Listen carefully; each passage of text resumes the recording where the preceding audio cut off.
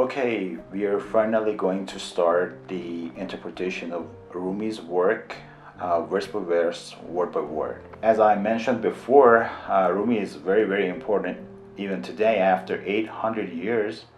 You can see the video above. So it is very important to start philosophy with Rumi. Why? Because it is easier to understand, it is easier to comprehend. And the philosophy, the pure philosophy is a little bit difficult. But when we delve into Rumi's work, we learn philosophy and we learn a lot of things through the stories of Masnavi. So I think it is important. So if you like these types of educational things, you can subscribe to my channel, and you will be notified when I upload the next video. Today I'm gonna start with the first verse. So what is the first verse? I say the translation, and I know that in translation, sometimes, not sometimes, but in most cases, and I can say that always, we sacrifice a little bit part of the context or a little bit part of the meaning. Listen to this reed, how it complains. So, listen. That is amazing. The first word of Rumi's work, listen. So, why does Rumi start with the word listen? So, because I think listening is very, very important. Is much more important than speaking. Right now there are a lot of people that they just want to talk, and when you listen to those people, you understand that they have nothing to say. They talk, but you say, okay, what do you mean by that? What are you trying to convey? Why do I claim that listening is more important than speaking and talking? Because imagine that your soul and your mind and your brain, whatever you want to think about it, is a kind of memory or a hard disk or something like that. Okay, listening is downloading, while talking and speaking is uploading.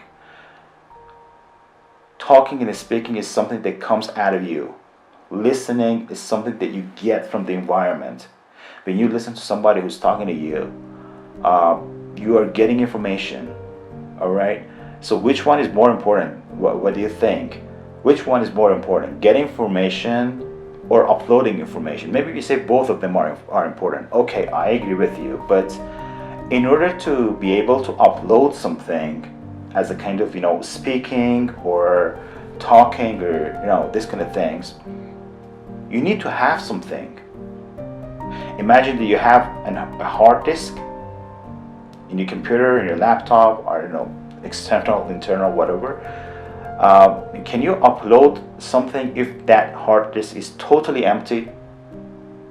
Definitely, your answer is negative. You're not going to be able to upload something when there's nothing to upload. So in order to be able to upload something, first you need to download something in your hard disk, and then you can upload it and then tell it, speak about it, and talk about it to the other people. So it is very important. Am I right? So that is why Rumi says listen. Okay, first listen. Listen to what? Listen to the reed, how it complains. Okay, can we listen to the reed? Well, as you know, reed is a plant that it grows, near the rivers. You can see those reeds that, it's something like bamboo. But it is not bamboo. It is reed, okay? But it's a plant. Can we hear from a plant? Definitely, we cannot hear anything from a plant, okay? But Rumi means another thing when he says reed. Reed is also a musical instrument in Persian culture.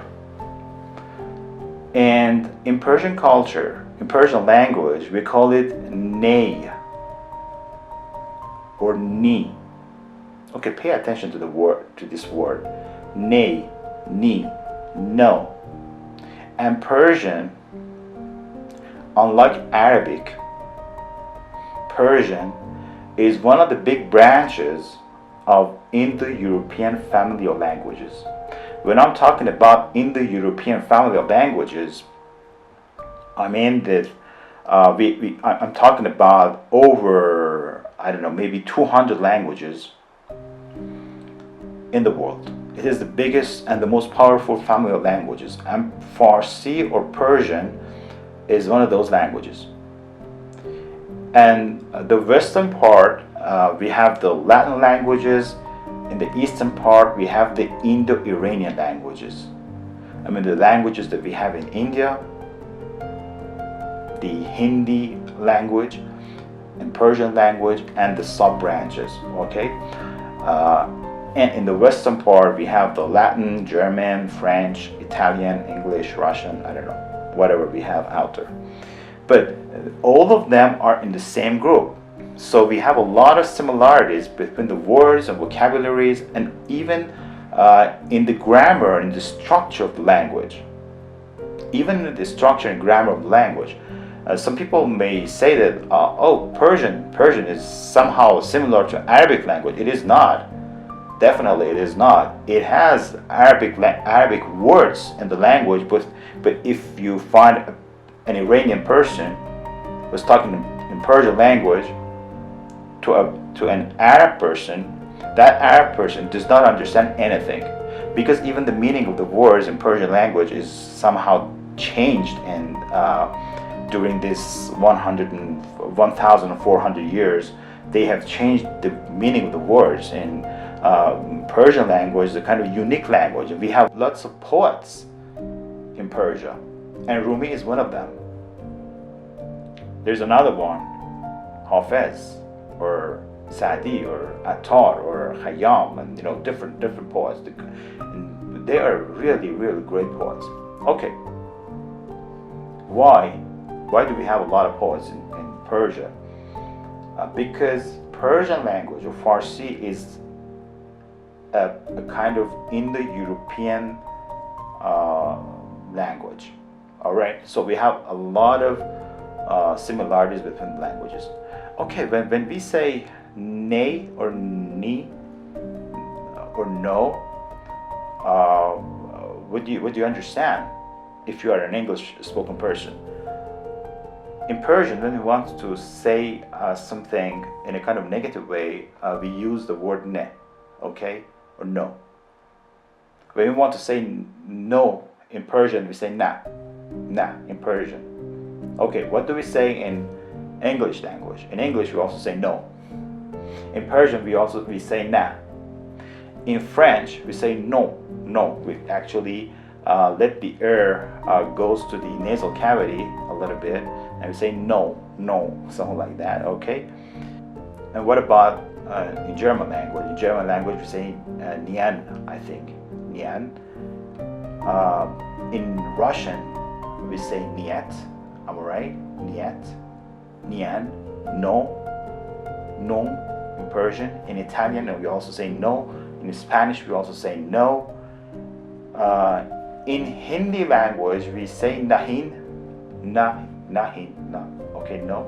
So, and we also have other words that we have the same words in English as well.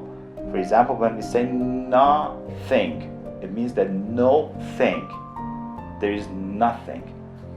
So what is read that Rumi says nay? Nay is nothing. And then later, I will let you know that Rumi means himself as a nay or nothing. Okay, can we hear something from nothing? This is something that we have to think about it. It is a little bit complex. It may sound a little bit complex, but it is not. When I say, okay, can you hear something from the silence? You say, no, we cannot hear something from the silence. But I say, yes, you can. You can hear something from the silence. Imagine that you are in a very silent environment. Maybe you cannot hear by your ear, but you feel some kind of, relaxation and, calming situation inside your soul and mind. So why do you feel it? What is what is that feeling? It's because of the silence, huh? So, so you can also hear something in the silence, but not from your ear, but your soul. And it is important. You can hear something from nothing, or from nay, or reed. And reed is also a musical instrument in Persia. And it is a very beautiful musical instrument. And it is also empty. It's amazing. It is similar to flute, all right, but it is not flute, because in flute we have some keys in the on the top of the instrument, and we have to push the keys, right? But reed or ney is just a wooden stick, and there is nothing in it. There are some holes, and you put your fingers on the holes, and then it has a wonderful sound. Okay, what is the source of that sound? The source of that sound is your breathing. So when you inhale like this, and then you exhale it, you push it into the reed, you push it into something that we call it nay, we call it no, we call it nothing, and it is something that it looks like that it is your soul, that it turns into a music. So Rumi does not say, okay, listen to me, that I'm talking to you. Who the hell am I to talk with you? To just like the teachers or professors in the universities or colleges, that they just talk and talk and talk. He says, no, listen to the reed, listen to the nay. Nay is nothing, there's nothing in it, okay? And the soul of Rumi, the breath of Rumi is coming to the nay, and it is the music. So why does he refer to music as a kind of thing that you can listen to, and you can learn from the music, and you can understand the next verse that I'm going to explain? Because music is the universal language. Do you agree with me or not? If I change the channel to, I don't know, French language, if you don't know French language, then you understand nothing. If I speak Persian language, then you understand nothing. If I speak in Arabic language, then you understand nothing. So we have some kind of boundaries around ourselves, and one of them is the language. But what about music? When you listen to a beautiful music, regardless of what language you speak, you understand it, and you have a nice feeling about it. Sometimes you feel happy, sometimes you feel excited, sometimes you feel sad, and sometimes you may cry with the music, regardless of your culture, regardless of the language that you speak, because you're human. And that music is made by another human. So that is why I say that music is a universal language. Maybe right now you want to know how a reed looks like. Okay, this is the picture of the reed that you can see in the picture. There is nothing in it. There are some holes and nothing else. And that is the breath of you, that it goes to the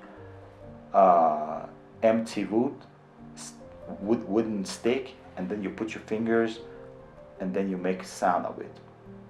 So shall we listen to the reed a little bit, because it is very interesting that you listen to it, you want to know how it sounds. When I say, okay, reed is very beautiful and it's a little bit sad, so just listen. This is the sound of the reed, but please forget about the background music. Just pay attention to the main instrument, which is ney or reed that Rumi talks about it. Okay, listen.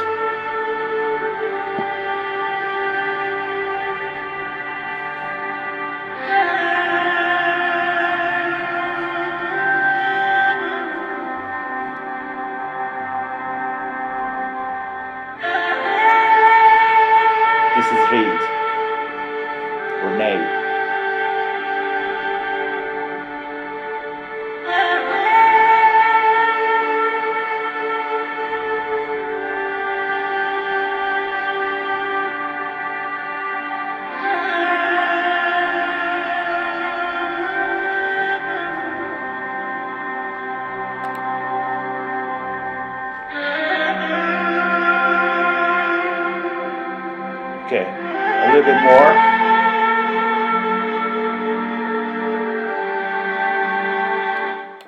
Okay, that's enough for the moment. So now you have understanding of what a reed is.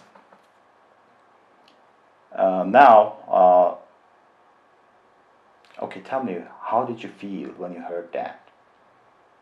Was that beautiful? Was it exciting? Or was it sad? In my opinion, it was a little bit sad. Not a little bit. It was very sad. And that is why in the next verse, Rumi says, okay, now you can complain. You can complain with this sadness.